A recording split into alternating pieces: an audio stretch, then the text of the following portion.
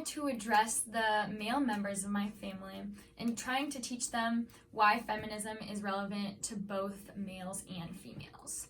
So feminism is the movement to end sexism and discrimination based on sex. Sexism can be found everywhere, and the only way to break it down is by looking at the basic overview of simple everyday tasks. So it can be seen in who has to do the cleaning and who has to drop off their children at school, and whether or not men consider it to do the female work. In the article What Good Dads Get Away With by Darcy Lockman, she says, though men are in denial about it, the resistance communicates a feeling of entitlement of women's labor. So by passively refusing to take an equal role, men are reinforcing a separation of spheres that underpins masculine ideas and perpetuates a gender order privileging men over women.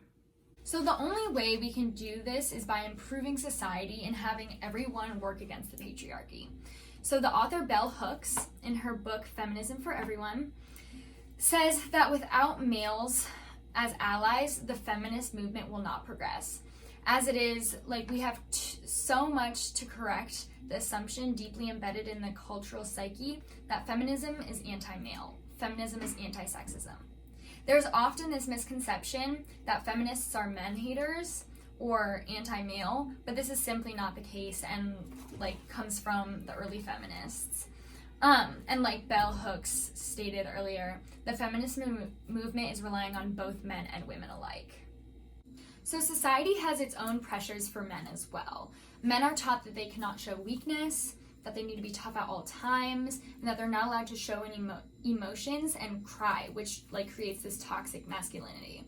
Feminism dismantles these horrible gender tendencies that harm men both mentally and physically. So studies show that dismantling toxic masculinity actually prolongs men's lives. So when we look at New Zealand, for example, they have 3.8 years longer life expectancy than a man in society or countries that have less gender equality. A Norwegian psychologist showed that gender equity improved mental health, suicide, and fertility. And this goes back to the toxic masculinity. Men are proven to go to the doctors less, take part in risky behaviors, and abuse substances. Men are also 4 times more likely to commit suicide, partly in relation to the masculine ties in owning guns. So feminism can actually save men's lives. In order to create gender equity, men must make a commitment to create equal relationships with members of the opposite sex, break down and understand their privilege, and actively work against gender inequities. So there are 6 main things that men should do. Number 1, listen. Women's voices need to be heard. Number 2, respect the space. Give women support and think before you speak. Number 3, it's not about you. Ask women how you can support them.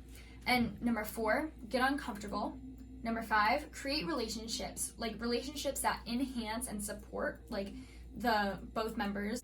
Number 6, keep allyship in your mind. So minimize sexism in your life and take what you learn about feminism and apply it to the real world every day.